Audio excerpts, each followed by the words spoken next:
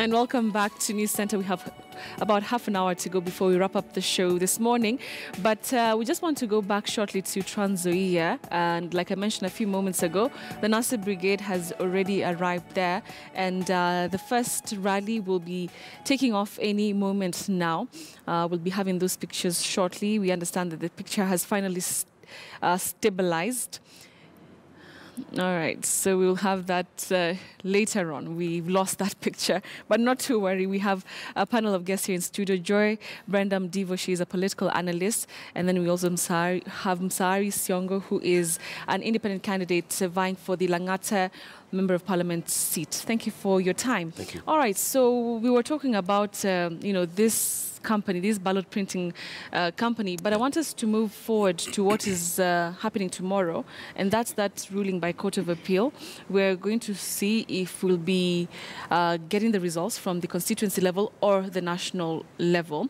Going by, I don't know if you followed the arguments that IBC and also NASA and the Maina Kiai team had. Who do you think is going to carry the day tomorrow? I think, Betty, what I think might be relevant. Yeah. What do I hope? I definitely hope that NASA carries the day. Why? There is no logical reason why Chebukati and his team would want to curtail election results from being announced and being final at the polling center. Why do I say this? There is no way that Chebukati and his team would know have some clear indication of the veracity of a vote in Kumbatha Primary School in Suba, somewhere there in the village. Well, he's here in Nairobi. He has delegated his duties by the returning officers. Those returning officers are under sworn oath, and those returning officers act in his capacity. Unless he's telling us that he doesn't trust them himself, then we should be more worried as Kenyans. Now, let me just draw some dots along the way. And perhaps this might take us a bit back. But for there to be an allocation of tender to Al Ghurair, the procurement officer was fired. For there to be some form of change in the ICT systems, the ICT manager at IBC was fired. IBC today is asking us to accept the fact that only they in Nairobi know the truth and the veracity of votes. Now, it's not enough to say that everything is in place to ensure a just election. And I would like to take a quote from Pope Alexander, somewhere in, I think, the 15th century. And he was talking about the idea of the chastity of the Pope. And he said it's not just enough that the Pope be chaste.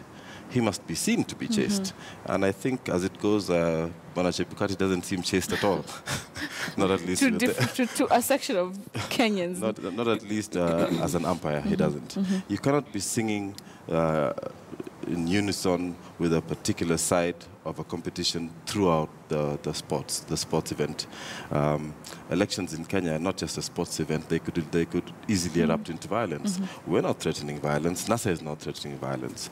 But they're being extremely callous on their end by trying to deny people the ability to exert their will through the vote. One of the arguments that IBC had at that time was that why should we have 290 different declarations from all the parts in the country, all the constituencies in the country? Isn't that too much? There's a high level of mistakes. If you have all these declarations from across the country. I'd like to hear your thoughts on that before we get to Joy. I think they've been a bit cheeky. We've just gone through the tragedy of Donald Trump becoming president. If you watched how the results were tallying in, at every stage, you'd know the votes coming in from Maryland, and that would be a final vote there. That's how the television stations are able to give such accurate predictions on who is going to carry the day. And I'm sure, because we have the media playing a critical part in the transparency process of this election, that if you were able to know that Kongoni Primary has given Uhuru Kenyatta 5 votes and Raila Odinga 1,755, and you can tell where my leaning is, obviously, then I think on that basis, if you reported it here, you'd not be accused of reporting falsities. Now, why should that vote have to be tallied from there to God knows where, I think in the city center, for Chebukati to look at it and with his golden hands decide whether it is true or not? All right. He has already delegated those duties to returning officers. Those returning officers are sworn under law. They are as principled as he is, and they have the right, and they should definitely give out the final votes at the tallying center. All right, interesting. Joy, your thoughts on this? The returning officers cannot be as culpable as Chebukati in this process. There's a reason why we have a commission chairman. It is because in any organization, you must have the person on whom the buck stops. And it stops with Chebukati. I agree that there are many players in trying to ensure that the process is credible. But remember, these same returning officers are the ones during Kivuitu's time who disappeared with the Form 16As and switched off their phones and disappeared for 2 days only to resurface days later with all these magnified figures. So we cannot say that the 290 returning officers are sufficient, have enough capability to give us a last resort. Now, that's why I was talking about checks and balances.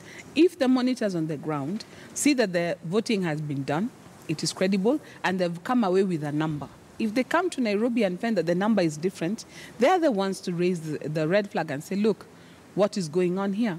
But the reason why Chairman Chebukati has to remain the final, not the one determining whether or not the election is credible, but the one to make the final announcement, is for what I said, like what I said earlier. If we see, for example, in that primary school, fine, Honorable Raila has got his 1,500 votes and Honorable Uhuru has got his 5 votes, but we know that the total number of registered voters in that place is 1,200. Then Chebukati can say, look, I don't care what those results say. I know you don't have this many people. Where did you generate the rest? But now if that returning officer has the power to make the final announcement. But he's making the final announcement, but also you have agents from all the political parties. But if it's, present. For example, where he's saying where you know this is an entire NASA zone, if it is a conspiracy of the entire, all the monitors that who, maybe the only people you have there who might be credible outsiders are the international observers or some 1 or 2 other people.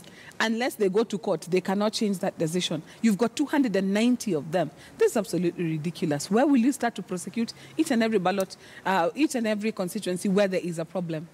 Just let us make this orderly. Let your observers do their work. Have their own tallying center. They have said they're going to have it anyway. Let us do everything in tandem. But at the end of the day, let one person have the responsibility. So that if anything goes wrong, it's that one person we are dealing with. Not 290 random returning officers across the country. They're not random, they are employed. They are, but like if you're looking at in terms of how much time do we have to prosecute, for example, in terms of a presidential petition, you've got 14 days. How are you going to do that from across the country? We need to be realistic about the sort of timelines that we've given ourselves. And it arises from what you talked about earlier, a lack of trust. We don't trust the people we put in office. Before they join office, they're credible, we vet them, we're all happy. When they're given the job, we are all lauding them. 2 minutes into the job, all of a sudden, they're not credible, they're not partial, it is ridiculous. We need to have a little bit of faith. A little bit of faith. Well, thank you very much, ladies and gentlemen. Joy Brenda Mdivo, she's a political analyst, and then Musari Siongo, he is the Langate Member of Parliament.